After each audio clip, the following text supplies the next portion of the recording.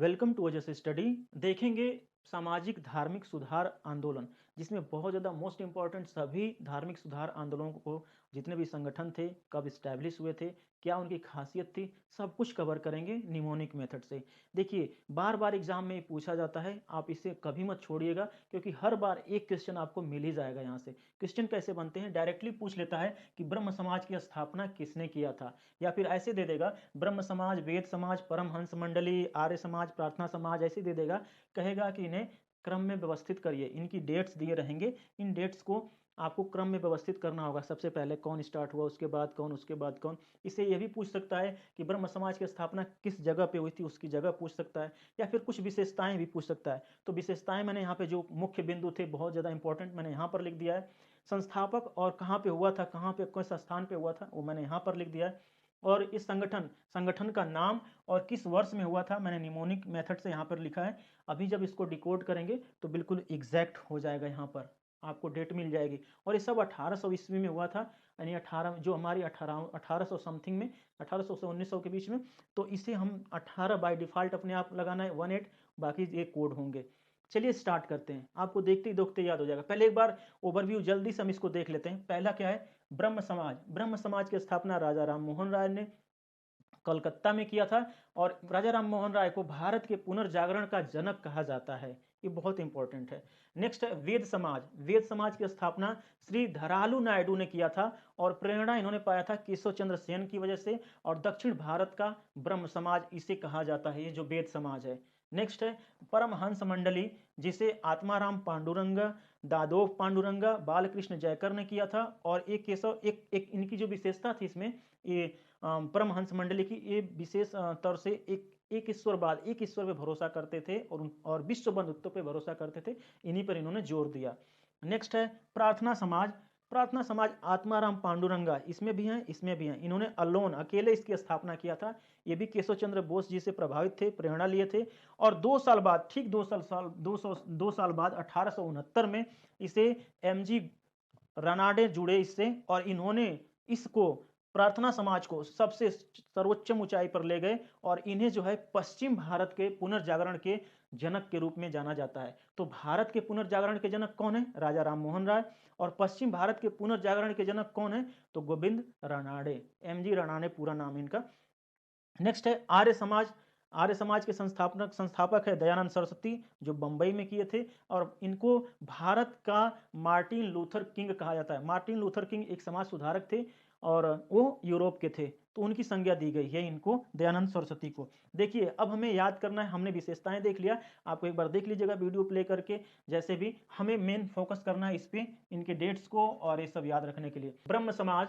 ब्रह्म समाज की स्थापना राजा राम मोहन राय ने किया था, और इसको याद रखना बहुत आसान है डेट के साथ। देखिए, आप कल्पना करेंगे ब्रह्म समाज यानी ब्राह्मणों की समाज, ऐसे सोचिए कि ब्राह्मणों का समाज जो है नफा के लिए, नफा के मोह में रहता है, बस आपको यह ध्यान देखना। अब देखेंगे भी, जो ब्राह्मण लोग होते हैं लोभी बहुत होते हैं, मोही होते हैं। तो ब्राह्मण लोग नफा के मोह में हमेशा रहते हैं, बस यही आपको ध्यान रखना है। तो ब्राह्मण यानी ब्रह्म समाज, चाहे ब्राह्मण, ब्राह्मण समाज नफा के मोह में रहता है। तो ब्राह्मण समाज से ब्रह्म समाज हो गया नफा। देखिए, नफा से एन का 2, ए का कुछ नहीं, ए का कुछ नहीं, और एफ बचा इसका 8, आप लगा देंगे 18। 1828 ईस्वी में इसकी स्थापना हुई थी। और आपने याद कैसे किया था कि ब्रह्म समाज चाहे ब्राह्मण समाज नफा के मोह में रहता है, तो मोह से मोहन यानी मोहन राय पकड़ लेंगे। बाकी इनको भारत का पुनर्जागरण का जनक कहा जाता है, जैसा कि आप जानते हैं। नेक्स्ट है वेद समाज। मैंने लिखा है जराया, और धरालू को आलू पकड़ लीजिए। तो आप समझिए आजकल के ज़माने में क्या हो रहा है, फेसबुक यूनिवर्सिटी, व्हाट्सअप यूनिवर्सिटी खूब चल रही है। हिंदू मुस्लिम जाति पाति भेदभाव ऊंच नीच सब कुछ चल रहा है, बहुत ज़बरदस्त का। लेकिन लोग अपने जो वेदों को रखा रखा रह गया है, वेदों को पुराणों को नहीं मानते, इंसानियत को मान ही नहीं रहा है। वेद पुराण तो कौन मानता है। तो आप इसी तरह से कल्पना करेंगे कि वेद को समाज ने जरा दिया, और जरा करके किस किस लिए जलाया, आलू भून के खा रहे हैं। वेद को जराया आपने आलू के लिए, चाहे आलू भूनने के लिए। तो देखिए, वेद समाज जराया, जराया से देखिए जे का 6, ए का कुछ नहीं, आर का होगा 4, ए वाई, ए का कुछ नहीं, 18 लगा देंगे तो 1864 हो जाएगा। और आलू के लिए आपने जराया, यानी वेद को जला करके जराया आपने आलू भुनने के लिए, तो आलू से धरालू अब पकड़ लेंगे। बाकी यहाँ पे जो विशेषताएं मैंने लिख दिया है। नेक्स्ट है परमहंस मंडली। इसको 3 लोगों ने, आत्माराम, दादोब, बालकृष्ण जयकर, 3 लोगों ने मिलकर के इसको स्थापित किया था। बंबई में किया था। मैंने यहाँ पे लोकेशन भी सबके नीचे लिख दिया है। याद कैसे रखेंगे कि कल्पना करिए, आप जानते हैं कि परमहंस, हंस जो है किसकी सवारी है? सरस्वती जी की है। लेकिन आप इस तरह से सरस्वती जी की तो दयानंद सरस्वती मत कर दीजिएगा। इसमें याद रखेंगे 3 लोग हैं और तीनों अलग अलग हैं।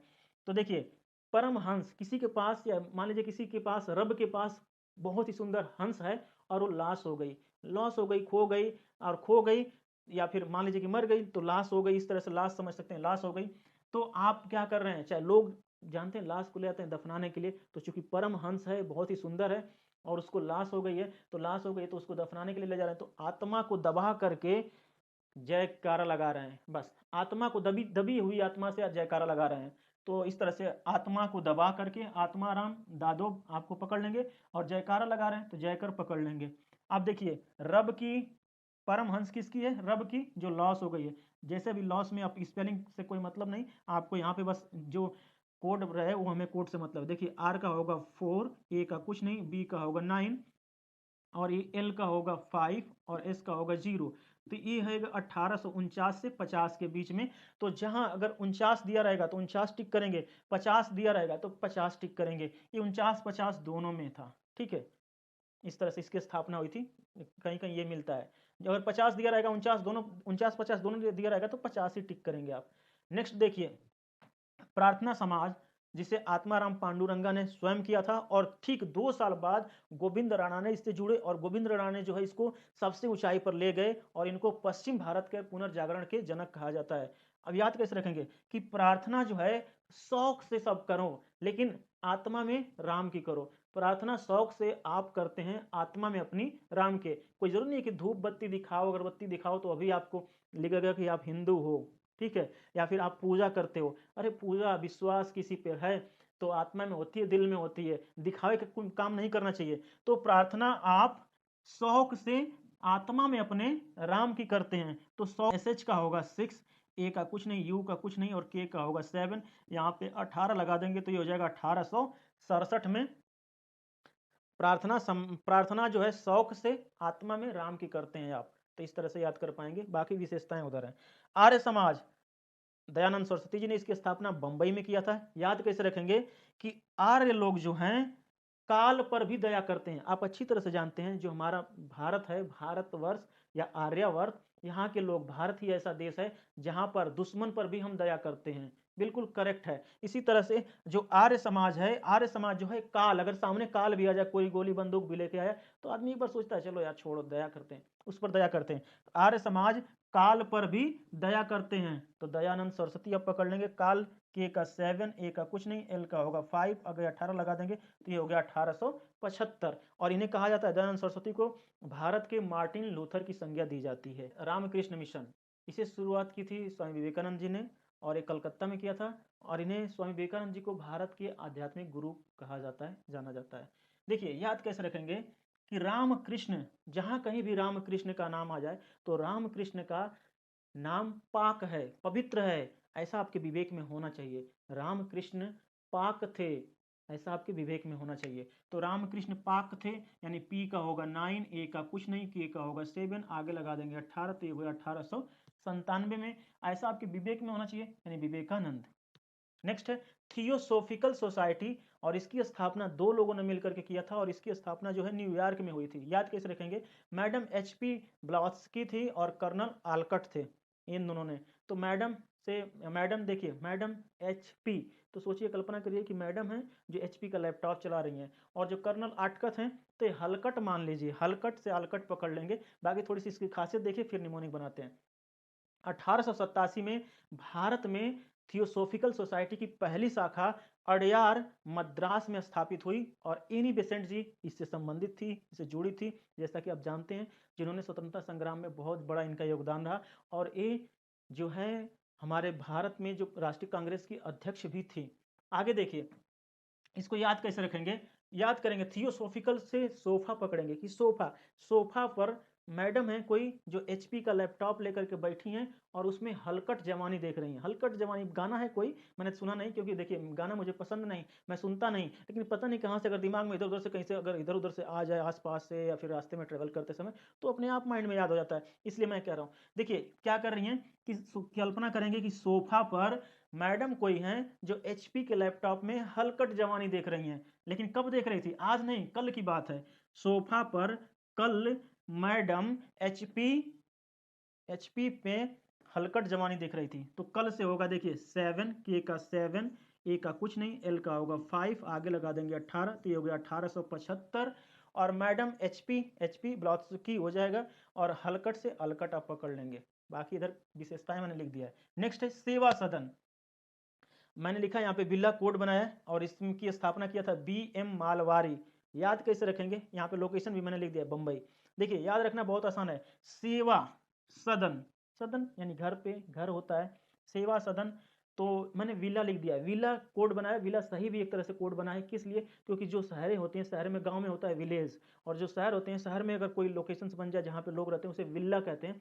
तो मैंने इसीलिए विला बना दिया कि सेवा सदन विला में मारवाड़ी बहुत करते हैं। मारवाड़ी जो हैं, मारवाड़ी जो होते हैं, जो मुंबई मुंबई के लोकेशंस के होते हैं, मारवाड़ी लोग बहुत सेवा करते हैं। इसी तरह से याद रखेंगे कि सेवा जो है विला में मारवाड़ी बहुत करते हैं। तो देखिए वी का होगा 8, आई का कुछ नहीं, एल का होगा 5 और एक एल को नहीं रखेंगे क्योंकि 2 बार आ रहा है। आगे लगा देंगे 18, तो ये हो गया 1885 ईस्वी में। नेक्स्ट है सत्य शोधक समाज, और इसकी स्थापना किया था ज्योतिबा फूले ने। और क्यों किया था? ये जो है गरीब निम्न वर्ग के लोगों को उच्च वर्ग की श्रेणी में या फिर उनको भी समाज में एक सम्मान देने के लिए ऐसा किया था। तो देखिए याद रखना है कि सत्य, जहां भी सत्य का काम होता है, जहां सत्य काम होता है वहां ज्योति जलती है। ठीक है, या फिर ऐसे भी देख सकते हैं कि सत्य की ज्योति हमेशा जलती है। कहाँ? जहां सही काम होते हैं। तो सत्य काम जहां होता है वहां ज्योति हमेशा जलती रहती है। तो देखिए सत्य काम का होगा के का 7, ए का कुछ नहीं, एम का होगा 3, 18 लगा देंगे तो ये हो गया 1873 ईस्वी में। और ज्योति जलती है यानी ज्योतिबा फूले। नेक्स्ट है शारदा सदन, और इसे शुरू किया था पंडिता रमाबाई ने। और ये क्या था? एक विधवा आश्रम था शारदा सदन। आसानी भाषा में आप याद करना चाहें तो कर सकते हैं कि शारदा सदन में एफबी जो है, फेसबुक एफबी, पंडित चला रहे हैं। और पंडित किससे चैट कर रहे हैं? किसी बाई से चैट कर रहे हैं। पंडित जी शारदा सदन में बैठे हैं, चाहे, और बैठने के बाद एफबी चला रहे हैं और किसी बाई से चैट कर रहे हैं। तो देखिए एफ का होगा 8, बी का होगा 9, आगे लगा देंगे 18, तो ये 1889 हो गया। अब पंडित जो है बाई से चैट कर रहे हैं, पंडित रमाबाई आपको मिल जाएंगे। The servant of India society, इसकी स्थापना मैंने यहाँ पे लिख दिया है, गोपाल कृष्ण गोखले जी ने किया था। और ये थे कि गोपाल कृष्ण गोखले जी ने बंबई में किया था। इसका मुख्य उद्देश्य था कि जो मातृभूमि की सेवा के लिए तत्पर हैं, जिन्हों जो इच्छुक युवा हैं, उनको भर्ती करना। तो उनको भर्ती किया इन्होंने। तो याद कैसे रखेंगे? जो इंडिया के सर्वेंट, सर्वेंट ऑफ इंडिया यानी सर्वेंट जो है इंडिया के सर्वेंट, यानी कि नौकर भी इतने ताकतवर होते हैं, इतने देश के प्रति इनका प्रेम होता है कि पसली तोड़ देते हैं दुश्मनों की, पसली तोड़ करके खोखला कर देते हैं। याद रखेंगे कि सर्वेंट ऑफ इंडिया यानी इंडिया के मजदूर या सर्वेंट जो है दुश्मनों की पसली तोड़ करके खोखला कर देते हैं। खोखला से गोखले पकड़ लेंगे। अब पसली से देखिए यही डेट है, पी का होगा 9, ए का कुछ नहीं, एस का होगा 0, ए का कुछ नहीं, एल का होगा 5, आई का कुछ नहीं, आगे केवल एक लगाएंगे। जब 3 डिजिट हो जाएगा तो एक लगाएंगे, केवल यही एक एक्सेप्शन है, बाकी 18 सब में लगाना है। तो ये हो गया 1905। बाकी मैंने वहां पे लिख दिया सारी चीजें। यंग बंगाल आंदोलन, जिसे एंग्लो इंडियन थे हेनरी लुई विविनियन डेरोजिया, इन्होंने हिंदू कॉलेज के एक प्रोफेसर थे, जिन्होंने हमारे देश में जितने भी स्टूडेंट थे वहाँ के, उनके प्रति युवा युवा पीढ़ियों में जो है देश प्रेम की भावना जागृत किया। बहुत ही कूट कूट के सब में भर दिया, इतना ज़्यादा ये फेमस थे, इन्होंने बहुत अच्छा काम किया था। देखिए कैसे याद रखेंगे? बंगाल के युवाओं पे नाज है। क्यों नाज है भाई? क्योंकि जिसको पाते हैं ना लुई की तरह ढूंढते हैं, लुई लुई तो लुई की तरह ढूंढते हैं, तो सब लोग क्या करते हैं? डरते हैं। डेरोजियो आप पकड़ लेंगे। नाज है तो देखिए एन का 2, ए का कुछ नहीं, जे का 6, आगे लगा देंगे 18, तो 1826 में ये हिंदू कॉलेज में जाते हैं, वहाँ पे प्राध्यापक बनते हैं और उसी समय इन्होंने अपना काम शुरू किया। नेक्स्ट है आर्य महिला सभा की स्थापना किया था पंडिता रमाबाई ने। और ये जो नारी आंदोलन की सूत्रपात यही है, इनको ही कहा जाता है नारी आंदोलन, इन्होंने शुरू किया, सारी चीज़ें इन्होंने यहीं से स्टार्ट होता है। तो आर्य महिला सभा की स्थापना पंडिता रमाबाई ने। याद कैसे रखेंगे कि आर्य महिलाएं जो हैं अपने देश पर फना हो जाती हैं, ठीक है, आर्य महिलाएं देश पर फना हो जाती हैं, फना हो जाती हैं। देखिए एफ का होगा 8, ए का कुछ नहीं, एन का होगा 2, ए का कुछ नहीं, आगे 18 लगा देंगे तो 1882 ईस्वी में। इस तरह से हमने जितने भी सामाजिक धार्मिक सुधार आंदोलन थे जो बहुत ज़्यादा इंपॉर्टेंट थे, लगभग सभी हमने कंप्लीट कर लिया। कैसी रही वीडियो? अच्छी रही तो लाइक करें, शेयर करें और सब्सक्राइब करें। जय हिंद।